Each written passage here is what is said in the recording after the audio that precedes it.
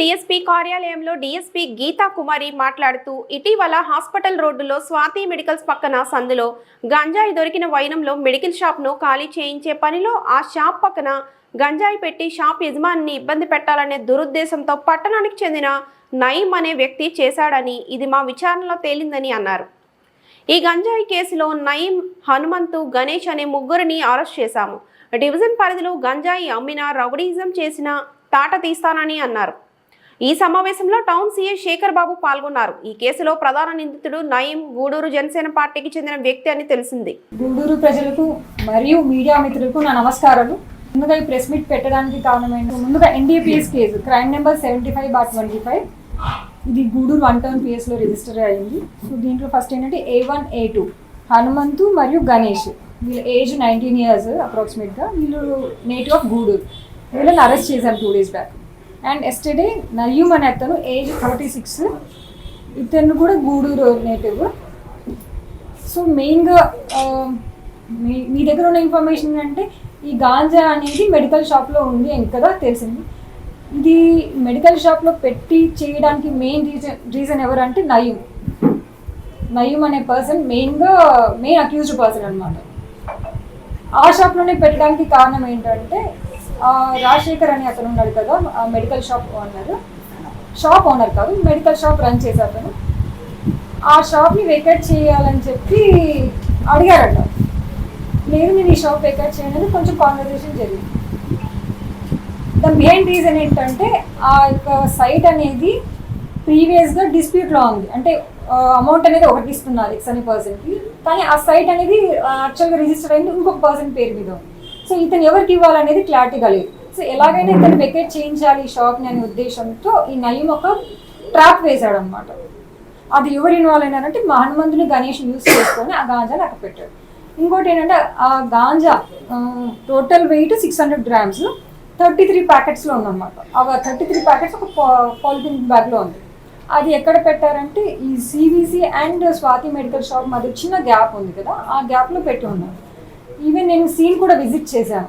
Scene visit చేసే టైంకి ఏంటంటే ఫస్ట్ ఆ ప్లేస్ నుంచి తీసి పెట్టాలి కదా, ఆ లోపల గ్యాప్లో కాకుండా సీన్ నుంచి తీసి పక్కన పెడతారు కదా. వెళ్ళేసరికి ఏంటని చూసి టేబుల్ మీద ఉంది. సో నేనేంటంటే నిజంగా షాప్లో ఉందేమో అనుకున్నాము. బట్ ఏంటంటే ఆఫ్టర్ థరో వెరిఫికేషన్ చూసి ఏంటంటే అతని దగ్గర లేదు, చిన్న గ్యాప్లో ఉంది, ఆ 2 షాప్స్ మధ్య గ్యాప్లో ఉంది. అండ్ మెయిన్ కల్ప్రిట్ ఏంటంటే నయీం అనే అతను. సో ఇది మెయిన్ రీజన్ అనమాట. అండ్ వీళ్ళని కూడా 3 members కూడా అరెస్ట్ చేయడం జరిగింది. ఫర్దర్గా as per merits investigation continue చేస్తారు. అండ్ ఇందులో భాగంగానే మేము ఈ 1 yearలో nearly 173 cases of ganja seize చేసాము.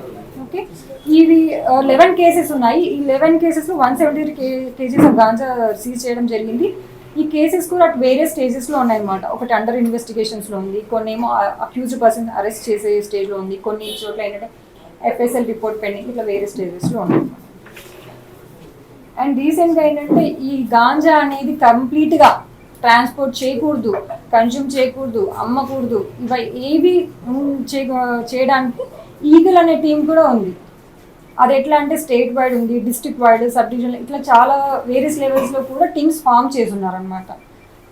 అండ్ ఈ ఈగల్ టీమ్స్ ఏం చేస్తారు అంటే మీరు వినే ఉంటారు, స్కూల్స్ దగ్గరనో, కాలేజెస్ దగ్గరనో, వేరియస్ ఎడ్యుకేషన్ ఇన్స్టిట్యూట్స్ ప్రిమిసెస్లో కూడా పెట్టి షాప్స్ ఉంటాయి. లైక్ పాన్ షాప్స్ కావచ్చు, కూల్ డ్రింక్ షాప్స్, ఇవన్నీ ఉంటాయి కదా.